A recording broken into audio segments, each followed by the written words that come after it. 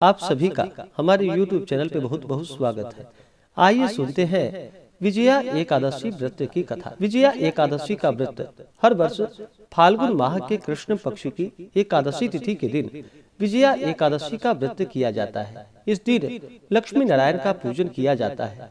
जो भी भक्त सच्ची श्रद्धा के साथ विजया एकादशी का व्रत करते हैं, भगवान का पूजन करते हैं, कथा श्रवण करते हैं, इससे व्यक्ति के सभी प्रकार के पापों का नाश होता है और भगवत कृपा की प्राप्ति होती है।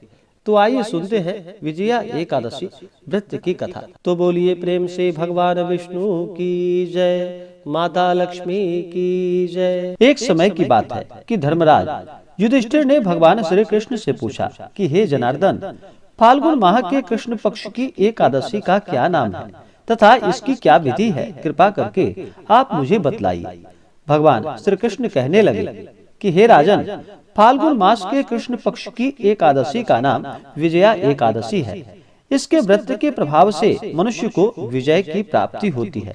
यह सब व्रतों में उत्तम व्रत बतलाया गया है। इस विजया एकादशी के महात्म्य के श्रवण व पठन से समस्त पाप नष्ट हो जाते हैं। एक समय देवर्षि नारद जी ने जगत पिता ब्रह्मा जी से कहा कि महाराज, आप मुझसे फाल्गुन मास के कृष्ण पक्ष की एकादशी का विधान कहिए। ब्रह्मा जी कहने लगे कि हे नारद, विजया एकादशी का व्रत पुराने तथा नए पापों को नाश करने वाला है। इस विजया एकादशी की विधि मैंने आज तक किसी से नहीं कहा। यह समस्त मनुष्यों को विजय प्रदान करती है। त्रेता युग में मर्यादा पुरुषोत्तम श्री रामचंद्र को जब 14 वर्ष का वनवास हुआ था, तब वे श्री लक्ष्मण जी तथा सीता जी सहित पंचवटी में निवास करने लगे। वहाँ पर दुष्ट रावण ने सीता जी का हरण किया। तब इस समाचार से श्री रामचंद्र जी तथा लक्ष्मण अत्यंत व्याकुल हुए और सीता जी की खोज में चल पड़े। घूमते घूमते जब वे मरणासन जटायु के पास पहुँचे, तो जटायु उन्हें सीता जी का वृतांत सुनाकर स्वर्गलोक को चले गए। कुछ आगे जाकर उनकी सुग्रीव से मित्रता हुई और बाली का वध किया।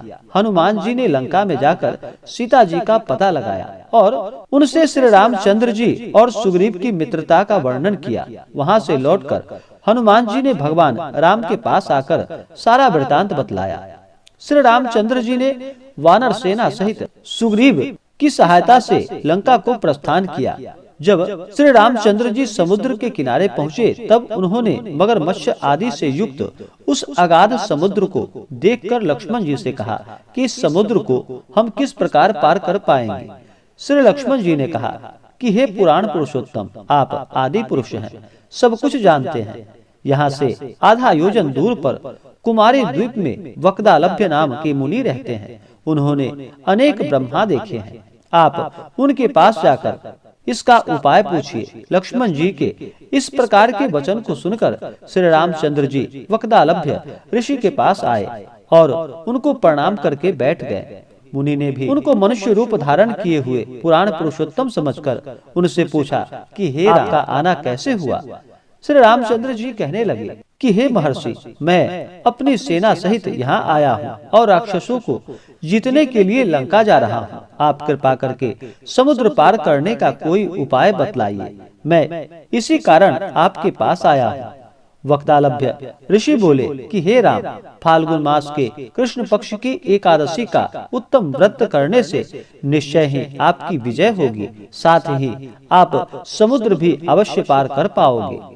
इस व्रत की विधि यह है कि दशमी के दिन स्वर्ण, चांदी, तांबा या मिट्टी का एक घड़ा बनाए। उस घड़े को जल से भरकर तथा 5 पल्लव रखकर वेदिका पर स्थापित करे। उस घड़े के नीचे सतंजा और ऊपर जौ रखे।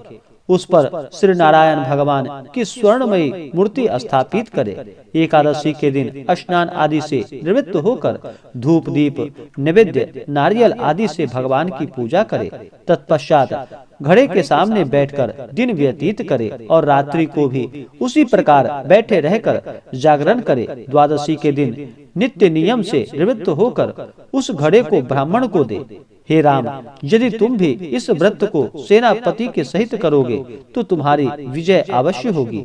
यदि तुम भी इस व्रत को सेनापतियों के साथ करोगे तो तुम्हारी विजय अवश्य ही होगी। श्री रामचंद्र जी ने ऋषि के कथा अनुसार इस व्रत को किया और इसके प्रभाव से दैत्यों पर विजय पाई और रावण का संहार किया। अतः हे राजन, जो कोई मनुष्य विधि पूर्वक इस व्रत को करेगा, दोनों लोकों में उसकी अवश्य विजय होगी। श्री ब्रह्मा जी ने नारद जी से कहा था कि हे पुत्र, जो कोई इस व्रत के महात्म्य को पढ़ता है या सुनता है, उसको वाजपेयी यज्ञ के बराबर पुण्य फलों की प्राप्ति होती है। तो बोलिए प्रेम से श्री हरि भगवान विष्णु की जय, माता लक्ष्मी की जय। तो आशा करता हूँ कि यह जानकारी आपको अच्छा लगा हो।